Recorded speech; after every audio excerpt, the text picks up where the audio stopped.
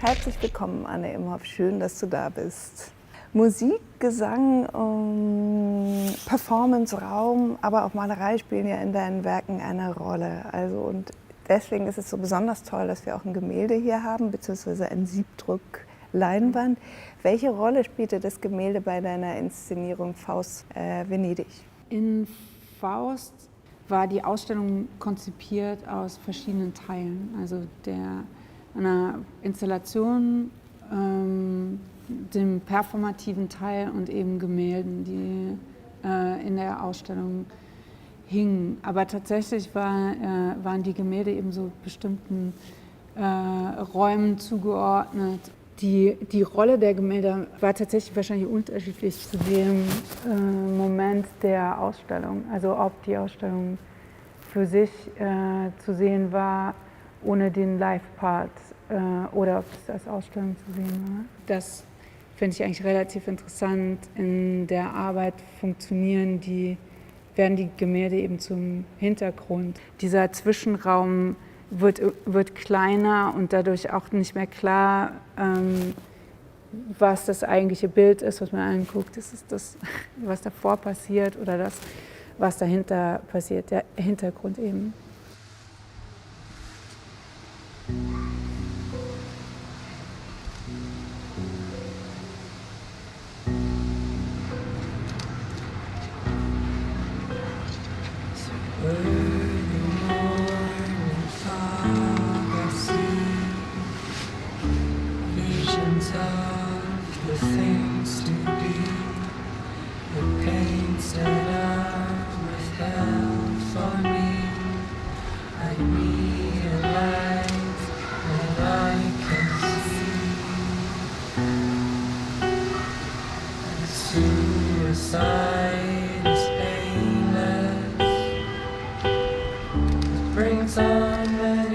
Und auf der anderen Seite hat gerade die Arbeit zu tun gehabt mit der großen Rolle von Fotografie, mit der Figur der Medusa, die Caravaggios Medusa, die teilweise die Bildfindung beeinflusst hat.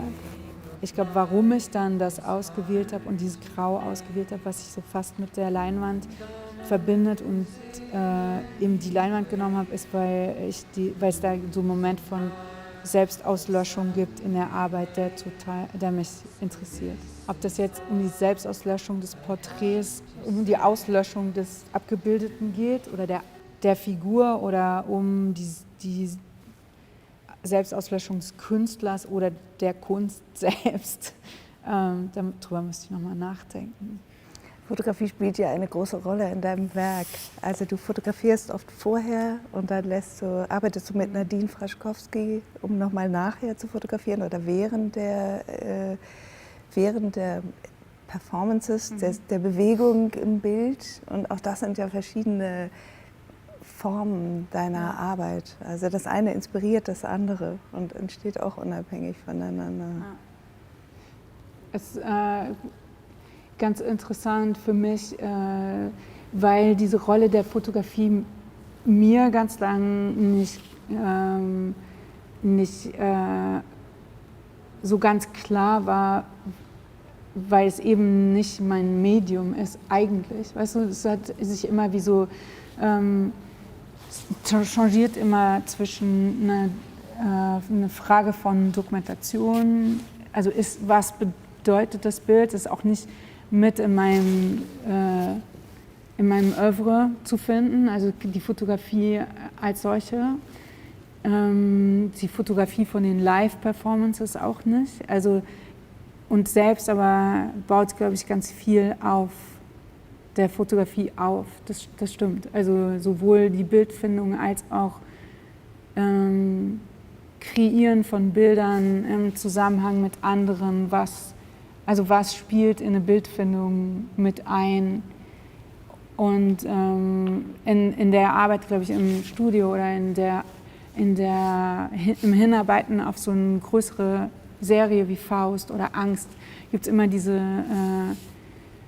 wie so Bildarchive, die ich sammle, oder es sind einfach Bilder, die ich sammle und dann kommen die zusammen an der Wand oder das ist fast so wie manchmal auch gar nicht, werden die noch gar nicht eins, die sind immer so einfach erstmal nebeneinander. Und die Bilder, die zuvor teilweise gemacht werden von Posen, Haltungen, sind total wichtig für die Bildfindung, denke ich, im Werk. Ja, stimmt. Du hast mir auch mal erzählt, dass für dich auch die Zusammenarbeit mit bestimmten Performern oder Tänzern auch davon abhängig ist, ob die aus dem Format Bild, was ja oft ein eckiges ist, wiederum etwas in den Raum umsetzen können. Also dieses Verhältnis zu Figur und Rahmen und dann übertragen können ins Verhältnis zu Figur und Raum. Ja, ich denke, das aber hat fast erstmal nichts mit dem Medium zu tun, aber das Medium spielt, glaube ich, eine Rolle, um in einem Prozess das rauszufinden, was das Bild ist oder wie das in den Raum gesetzt wird. Und ich denke auch, dass natürlich der fotografische Blick von Nadine zum Beispiel, die du eben erwähnt hast, eine Rolle spielt insofern, dass es gibt Bilder, die entstehen in den Proben. Es gibt Bilder, die dann entstehen in den Proben, sind aber nochmal anders gesetzt, fast wie eine Bildkompositionsfindung oder sowas, die dann bleibt. Oder es gibt einen bestimmten Gegenstand, den einer der Performer hält und wie er den hält. Und das funktioniert fast wie so eine Überprüfung oder sich so ein Rantasten. Also das ist so Teil dieser Arbeit, die im Studio passiert oder in den Räumen, in denen die Ausstellung hinterher stattfindet. Und dann gibt es den anderen Teil, der vielleicht umso wichtiger ist. Je mehr ich arbeite, desto wichtiger, denke ich, wird er in meinem Verständnis von, was da eigentlich passiert, ist dieses Zwischenfeld, wo Fotografie eine Rolle spielt im Sinne von Zusammenhängen, die sich um die Arbeit bewegen. Also Nadine als Teil von dieser Gruppe von Leuten. Also es hat vielleicht auch in vielen Momenten auch gar nichts mehr mit mir zu tun. Also das sind dann Freundschaften und Verbindungen zwischen den Leuten, die dann zum Beispiel von Nadine fotografiert werden. Es gibt 100.000 verschiedene Situationen um diese Arbeiten herum, wo eben Fotografie eine Rolle spielt, um Momente festzuhalten, um irgendwie ein Zusammensein und sei das so ein Aufnehmen von Leben, was da drum passiert. Darum geht es eigentlich. Und deswegen ist die Fotografie so im Werk immanent, wo eben Sachen passieren, die dann hinterher zu den herausstechenden Bildern gehören, die in dem Stück vorkommen. Und ganz oft frage ich mich, wie oft war ich eigentlich bei dieser Genese dabei? Also das ist eine Frage nur noch mal, die mir spontan einfällt. Du wirst ja dann oft wird so gesagt, das ist ja wie Andy Warhols Factory. Und man denkt natürlich auch bei den Siebdrücken daran an Andy Warhol, aber es ist ja tatsächlich ein ganz anderes Arbeiten. Weil Andy Warhol hat die Leute genommen und auf die Bühne gestellt und wie so Puppen spielen lassen. Bei dir ist es ja tatsächlich eine Kollaboration mit Leuten auf bestimmten Ebenen, also wie Nadine mit den Fotos oder Billy für die Musik zum Beispiel. Oder jetzt hast du mit Eliza auch viel die Songs zusammengeschrieben. Ja, ich denke natürlich, Kollaboration hat viele Gesichter. Also jemanden auf die Bühne stellen könnte auch Kollaboration sein, in dem Sinne von, also es gibt da, glaube ich, viele Facetten auch in meiner Arbeit, wie Zusammenarbeit aussieht. Auf der anderen Seite ist natürlich dann so ein historisches, sagen wir eine historische Arbeitsweise zu benutzen und Materialität, wenn es um Malerei geht und dann einen Siebdruck zu benutzen, ja fast als hätte Warhol, der hat den Platz einfach besetzt. Und ich glaube, da ging es mir schon in der Annäherung an das oder in einem Zitieren ging es mir darum, eben die Unterschiede aufzuzeigen. Also je näher man etwas kommt, desto unterschiedlicher wird es, glaube ich. Und das ist, glaube ich, in diesem Vergleich ganz interessant, so anzuschauen, was ist eigentlich auf dem Bild, wie ist die Frauenfigur auf dem Bild, wie blickt die in die Welt durch Brillengläser, einen anderen Ausdruck, was hat die Figur in dem Bild für eine Rolle und wie wird die ausgefüllt. Ich glaube, da steckt so der Unterschied, der mir wichtig war und wo ich mich mit diesem Zitat hinbewegen wollte. And young I'm at your service, painted for the end of time. Here I stand with you before me, floating minds side by side. Here I stand, feast upon me. Also es ist ja ein Porträt und ich finde, in deinen Arbeiten sind es ja häufig Porträts auch. Und Eliza, die dort zu sehen ist, man weiß ja zunächst nicht, wer das ist. Man sieht eine Person, die einen anschaut mit einem halb geöffneten Mund. Es kann ein Ausdruck des Schreckens sein, es kann ein Ausdruck des Singens sein, es kann und der Betrachter wird ja zunächst mal allein gelassen mit genau diesem Moment, mit diesem Zwischenmoment. Und das verweist natürlich einerseits aufs fotografische Dispositiv, was du auch gesagt hast, zum anderen aber auch natürlich auf diese Stimme, die in irgendeiner Form abwesend und anwesend zugleich ist, also das Musikalische. Das stimmt schon, die Stimme ist eines der Dinge, die mich glaube ich, am meisten interessiert momentan, also im Hinblick auf die Arbeit, die ich gerade mache. Und ich denke, das Bild davon und dieser Zusammenhang mit dem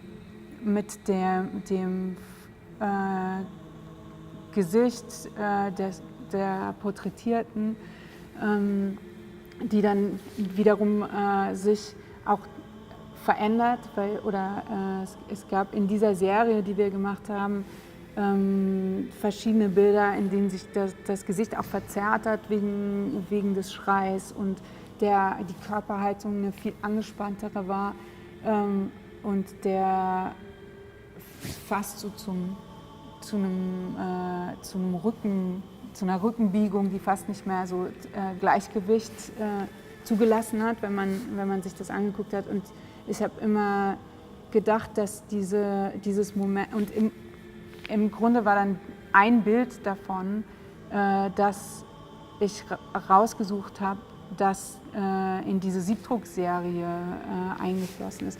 Und das eine Bild hat für mich diesen Zwischenmoment zwischen Sein, in einem Zustand Sein und Werden, also das ist dazwischen. Die Figur ist in ihrem Geschlecht dazwischen, ist in ihrem Ausdruck dazwischen. Also es gibt so einen Moment von Flirren dort, der ist nicht so ganz greifbar. Und ich glaube, das war mir ganz, ganz wichtig. Und deswegen ist genau dieses Bild, für mich war das Bild, das dann ikonisch geworden ist. Oder wo ich gedacht habe, das will ich, dass das so behandelt wird, als wäre es ikonisch. Das ist ganz spannend, vor allem an Faust oder an dem, was von Faust übrig geblieben ist, als eben die Arbeit gemacht war und performt wurde und die Ausstellung da war, dass ich gemerkt habe, die Bilder, die die Betrachter machen von dem Werk, sehen ganz anders aus und machen auch andere Bilder zu denen, die immer wieder wiederholt werden. Das war irgendwie eigentümlich, aber auch interessant zu sehen, was das Common Archive wird von dieser Arbeit. Und auf der anderen Seite das Schreien oder der Schrei, glaube ich, ist tatsächlich was aus dieser Arbeit stammt, die wir im Hamburger Bahnhof gezeigt haben, aus Angst. Und der Schrei auch, ich weiß gar nicht, ob das konzipierte Idee war, okay,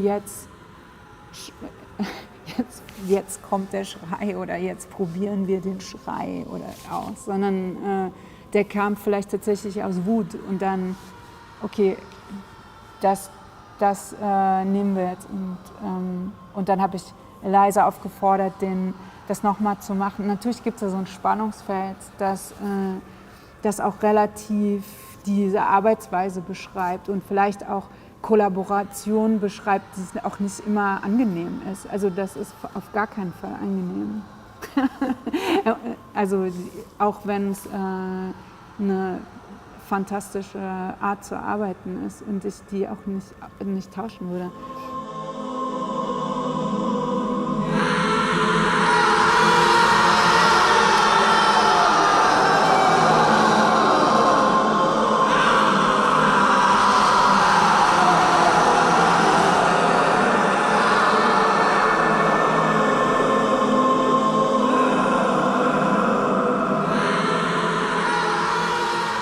Aber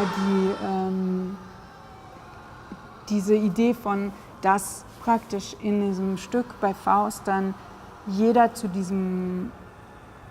dieser einen Figur wurde. Also jeder hat sich praktisch aufgelöst in Medusa-Sein ab einem bestimmten Moment. Und ich glaube, das war was so eine Aneignungsmotivik ist, die in dem Werk passiert.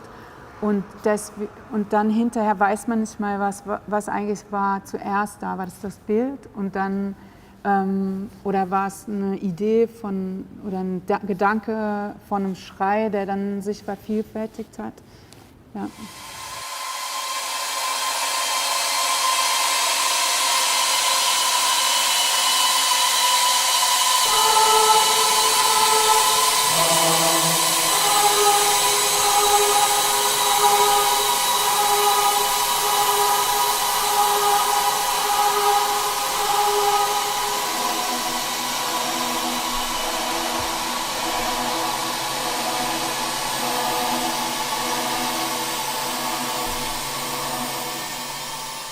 Aber es war nachher eines der ikonischen Bilder für Angst. Und insofern ist es dieses interessante Wechselspiel, finde ich, zwischen dieser Serialität und dem Spontanen, dann wieder dem Choreografierten und dem Interpretierten. Ja, und da spielt Musik bestimmt dann die maßgebliche Rolle, in der sich so Rahmungen setzen, in der Improvisation funktionieren kann. Oder in Angst gab es ja diesen Moment davon, dass die Musik so konzipiert war, dass die über die Telefone dass wir praktisch Tracks hatten, deren unterschiedliche Stimmen über unterschiedliche Telefone abgespielt wurden und die Telefone dann wieder über Mikrofone verstärkt wurden, die so an den Armen angebracht waren oder an den Händen. Und in dem Moment gibt es natürlich auch eine Idee von einem Einflussnehmen von jedem in dieser Gruppe auf wie lange ist das, wie lange ist das Stück, wann fängt es an, wie gut funktioniert es zusammen, kann man das überhaupt noch hören, wenn der eine viel weiter weg ist als der andere. Aber im Grunde genommen ist es auch nur die Idee davon. Weißt du? Also es gibt diesen und ich glaube, da sind wir ziemlich klar und das ist vielleicht das Klarste in dieser Gruppe von Leuten, dass es gibt nicht so was wie einen Freiheitsmoment, der da wirklich gelebt wird. Deswegen ist vielleicht diese Idee von Realität eher liegt vielleicht beim Betrachter in der Arbeit. Und jeder hat sich eigene Bilder gemacht, im doppelten Wortsinne. Ich fand ja auch interessant, dass so viele Bilder nachher auf Instagram zu sehen waren und die Besucher kamen, weil sie diese Bilder dann wieder sehen und selbst auch machen wollten und auch wieder posten wollten. Also da liegt ja auch eine gewisse Form von Serialität drin. Oft fängst du an mit Skizzen, dann kommen die Fotos, dann kommt die das bewegte Bild, dann kommen wieder Fotos, dann kommen die Betrachter, die auch wieder Fotos machen. Also es hat ja auch nochmal so eine eigene Choreografie fast zwischen den Bildern. Ja, ich denke auch, dass es gibt diesen Moment von Anfang und Ende in der Arbeit. Das hat jetzt vielleicht weniger mit Serialität zu tun, aber mit zu sagen, also mit einer Zeitlichkeit und mit einem Ausschnitt aus dieser Zeitlichkeit, vielleicht so eher, und also wie sich das Bild manifestiert in dieser Zeitlichkeit,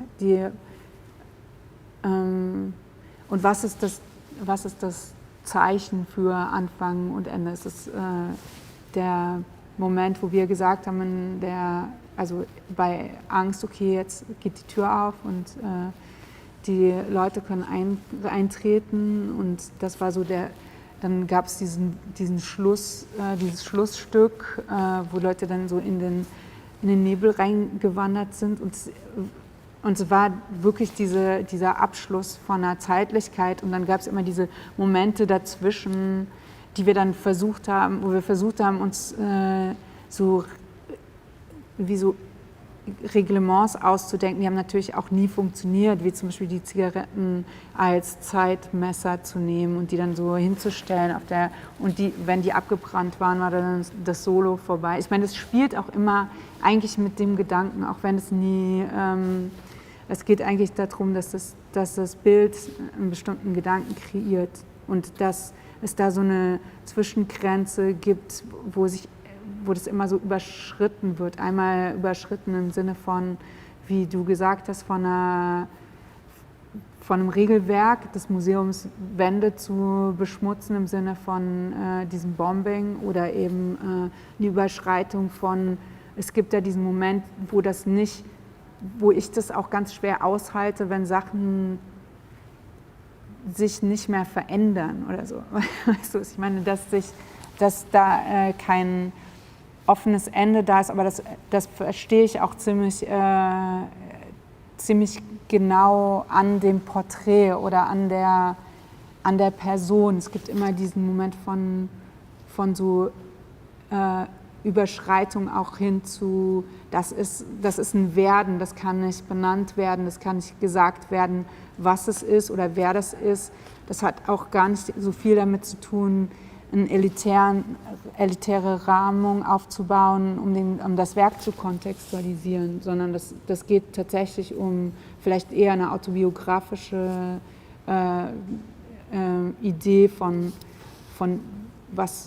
wer der Künstler ist und was das Wesen ist und wer der ist, der anschaut und der angeschaut wird. Aber dieses Werden und das Prozesshafte und das sich bewegen wird ja auch genauso wie dieses Foto eingefroren in dem Moment, wo du es auf Platte bandst. Also was ist da? Ja. Das muss ein Wahnsinnsschritt sein, plötzlich zu sagen, okay, damit ist es fertig, das Stück aufgenommen, gemastert. Zum Beispiel die Arbeit an der Platte von jetzt zum Beispiel Faust oder eine Arbeit an der Musik von Angst war schon auch Neuland einfach für mich oder für uns. Die Idee, nochmal ins Aufnahmestudio zu gehen und Songs nochmal umzuschreiben und die für dieses Medium ist einfach ein anderes Medium, eine Platte zu machen und die Songs zusammen funktionieren zu machen für eine Platte.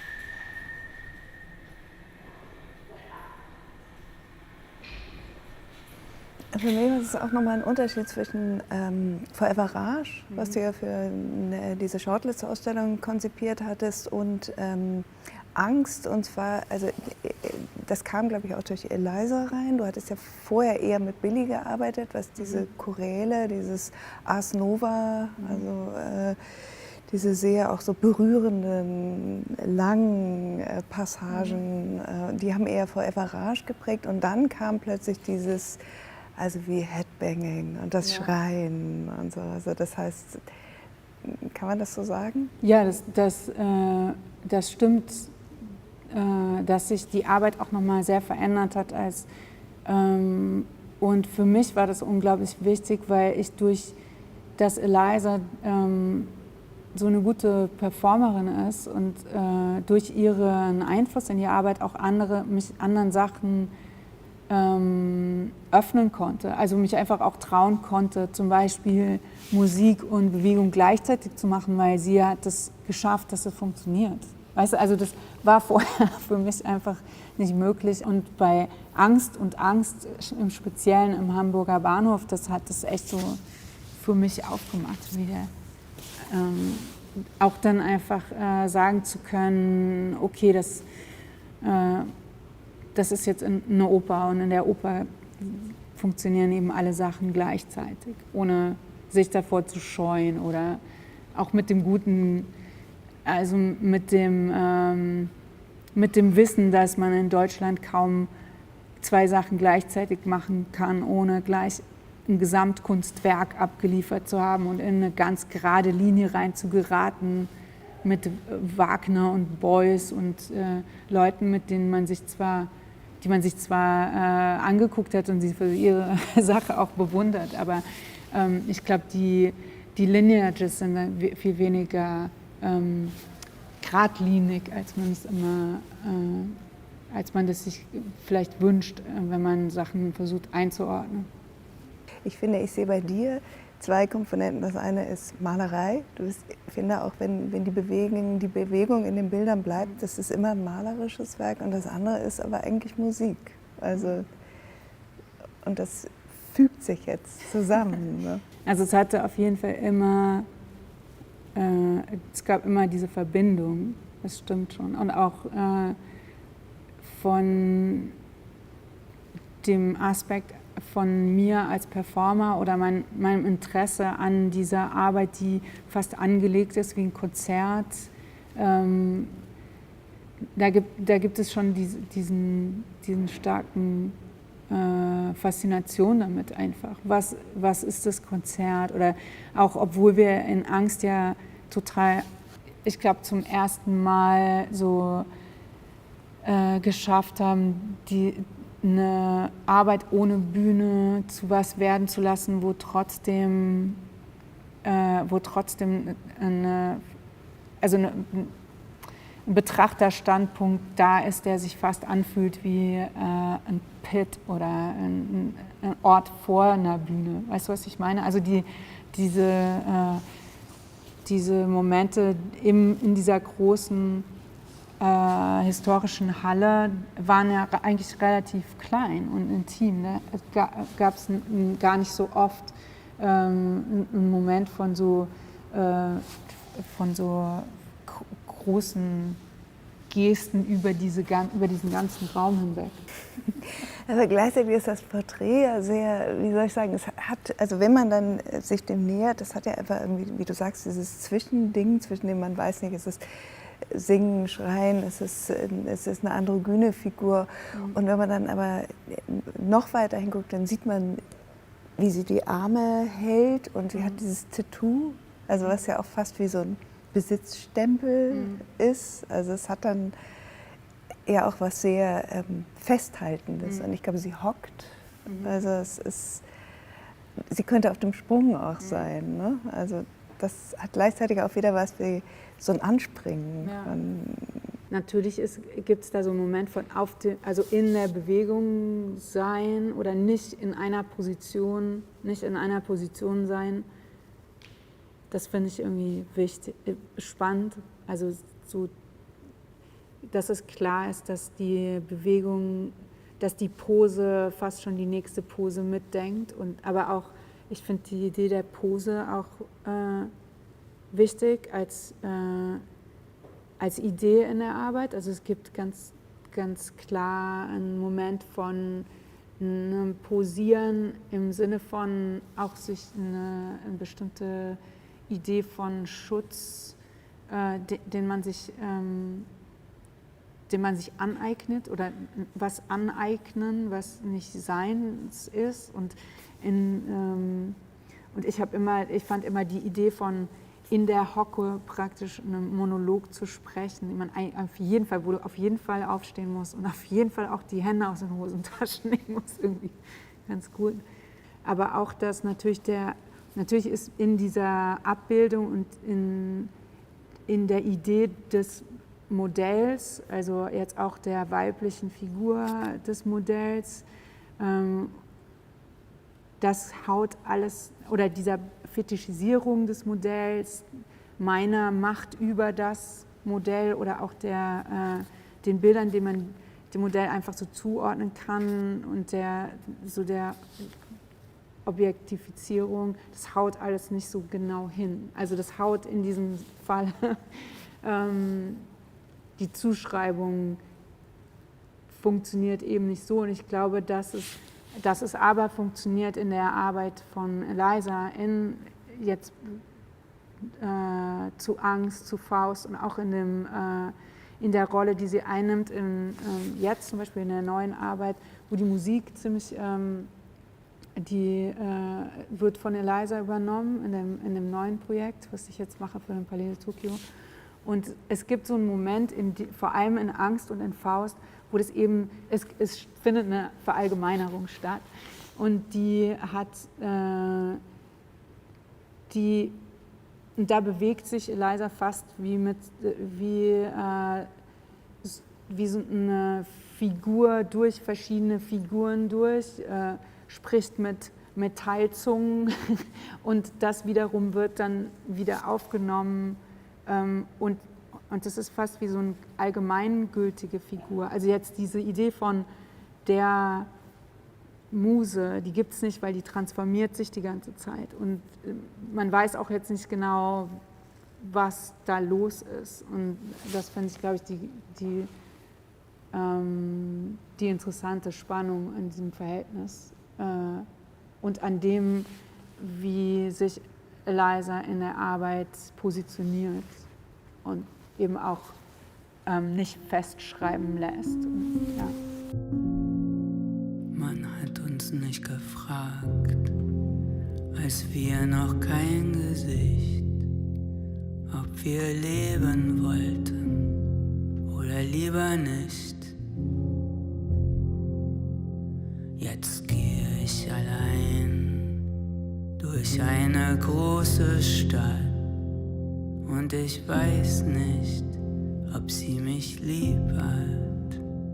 Aber das ist auch in der Musik zu hören. Wir waren völlig gerührt, auch zum Beispiel von dem Spektrum der Songs, die da drauf sind. Dieser Marlene-Song zum Beispiel, das hat uns die Schuhe ausgezogen.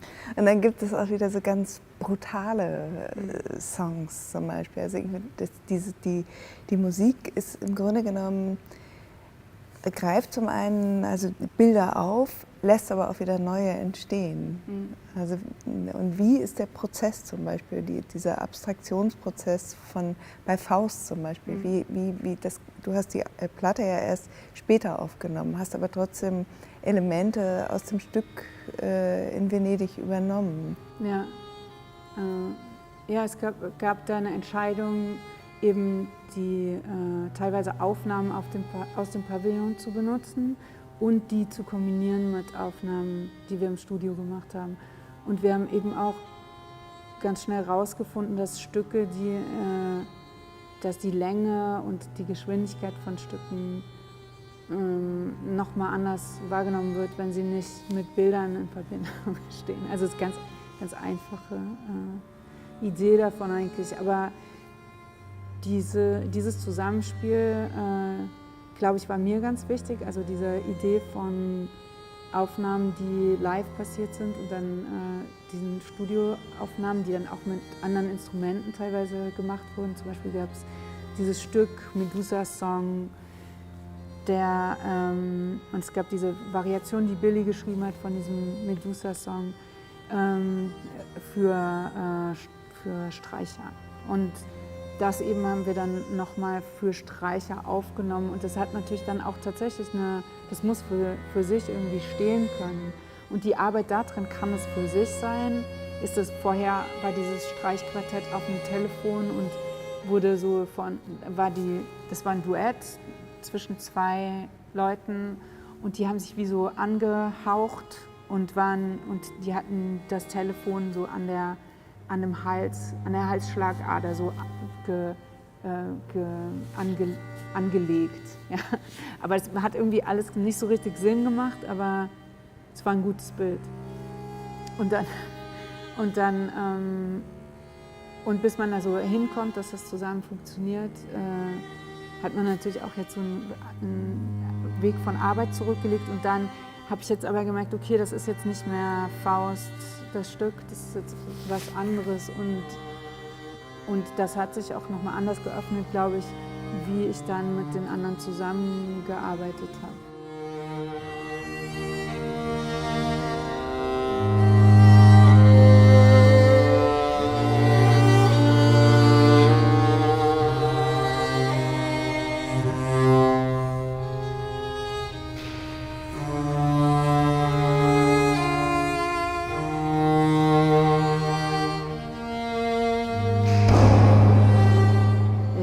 Sex jetzt, diese Platte, die du eben angesprochen hast, da war dieser Kollaborationsaspekt viel stärker. Also haben wir teilweise, Eliza hat den Text geschrieben und ich habe aber gesungen zu einem Stück, was wir zusammen geschrieben haben. Es war so ein ziemlich intensiver Prozess, dieses Platte zu machen. Es ging auch viel schneller und es gab irgendwie auch so einen ganz klaren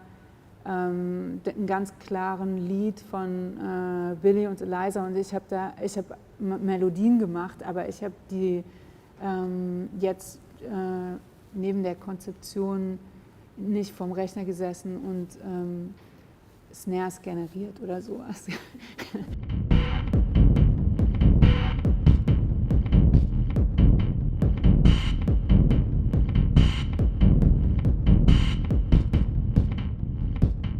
Für das nächste Projekt zum Beispiel Natement im Palais de Tokio schreibt eben die Eliza die Musik und konzeptuell machen wir die Installation zusammen. Und da geht es eben auch, und das ist eigentlich so ein Fragment, was von der Arbeit von Angst wie so mitgenommen wird, geht es um die Stimme und darum, wie die sich über alles wegbewegt und was die macht, wenn sie von dem Erzeuger der Stimme getrennt wird und wie das aussieht. Ja. Also ich finde ja auch die Motive, die musikalischen Motive, die du hast, ordnest du ja auch wieder Porträts zu. Also das war zumindest bei Angst so. Also das sind ja auch nochmal, nur nochmal um zurückzukommen zu diesem Zusammenhang Malerei und Musik. Also du hast auch musikalische Porträts in diesen Miniaturen, in den sich wiederholenden kleinen. Ja, stimmt. Es ging auch um so eine Zuschreibung, um der Zuschreibung willen auf jeden Fall, ein bisschen. Also vielleicht entsteht auch ganz oft was in einem ganz anderen Zusammenhang und wird dem dann aber zugeschrieben. Ich glaube,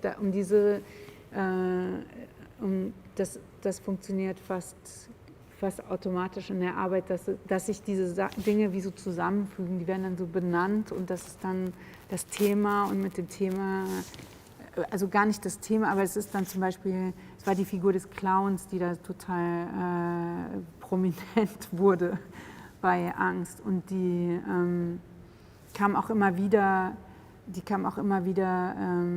hoch jetzt in den Arbeiten bei Faust und jetzt auch eigentlich wieder. Und es ist fast wie eine Figur, der dann bestimmte Attribute zugeschrieben werden, die hat aber eigentlich gar keinen Charakter im Grunde genommen. Die könnte auch aufgeteilt sein zwischen ganz vielen.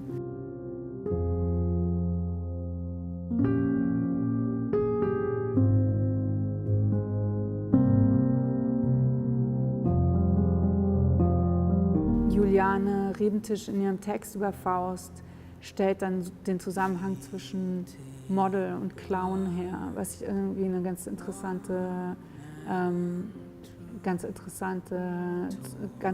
Zusammenhang finde. Und wie verhält sich das und wie verhält sich, wenn man sich eine Nicht-Zuschreibbarkeit aneignet, zum Beispiel. Was ist das? Das ist auch eine Form von Opazität, das ist auch eine Form von Nichtsichtbarkeit. Aber auch diese Zuschreibung, das ist ja interessant, du arbeitest ja auch damit eigentlich, wie sich die Betrachter wiederum gegenseitig betrachten, wenn sie in der Performance zusammenkommen. Die werden ja auch in gewisser Weise Teil dessen oder sind es mehr und mehr geworden, je voller deine oder Stücke eben wurden eigentlich. Ne? Also dieses auch in den Raum kommen und sich bewusst sein, man guckt sich gegenseitig an, hat ja auch was von Model und Laufsteg. Oder von eine Pose einnehmen. Ich dachte auch, als ich da habe ich noch gar nicht auf der Kunsthochschule studiert. Es gab so einen Moment, wo ich mir dachte, oh, da komme ich irgendwie jetzt nicht mehr raus. Also zum Beispiel denke ich da an ich habe mir damals so eine Table Dance Bar angemietet im Frankfurter Bahnhofsviertel und habe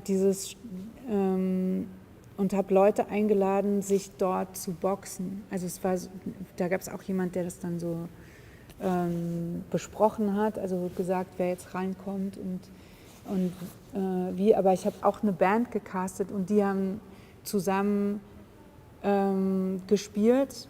Es war so eine Punkband und die Kämpfer haben sich geboxt.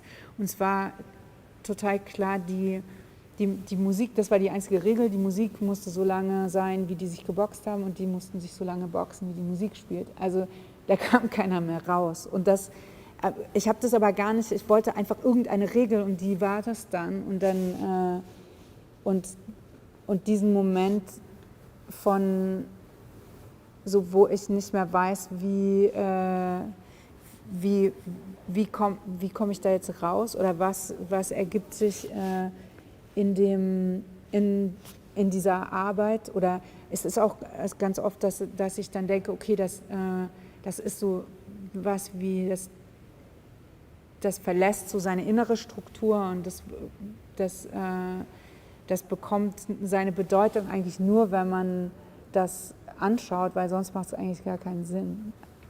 Also für sich schon, deswegen ist natürlich der Unterschied zwischen einem solchen Bild, das irgendwie schon das drin hat, dass es absurd ist, weil natürlich hört es irgendwann auf, natürlich gibt es ein Ende davon, aber trotzdem lässt es das noch offen und zwischen einem Objekt oder einer Malerei, dieses Spannungsfeld interessiert mich.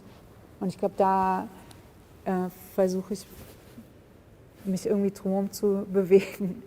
Und ich denke, diese Idee von, dass ich kann manchmal gar nicht anders, als immer so rauszugehen aus dieser Arbeit. Es hat vielleicht auch ich habe auch Angst davor, so ins Detail zu sehr zu gehen. In den Arbeiten, manchmal zeigt sich das, manchmal kriege ich es dann doch irgendwie hin, dass die Sachen so in der richtigen Reihenfolge nebeneinander liegen. Ja. Aber das ist interessant, also eigentlich ist das ja dein erstes Stück gewesen, dieses Konzert. Und auch das war schon so, Musik definierte den Anfang und das Ende. Also es ist eigentlich bis jetzt so. Ja. Ne? Also auch wahrscheinlich gut, dass ich noch nicht drüber nachgedacht habe, ob das jetzt Kunst ist oder nicht. Wahrscheinlich hätte ich sonst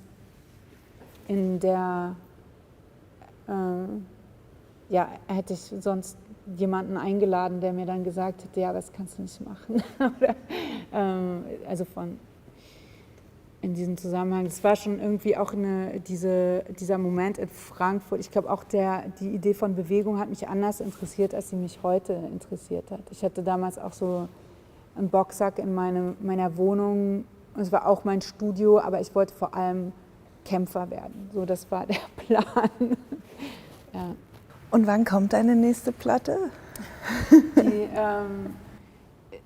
Ich habe eine Ausstellung im Castello di Rivoli am 4. November. Das ist die letzte Iteration von dieser Arbeit von Sex und die Platte kommt, ich glaube am 6. oder am 7. ist das Release-Datum. November. Ja, genau. Vielen, vielen Dank. Ja, das war so super. gerne. Danke. Hat Spaß gemacht.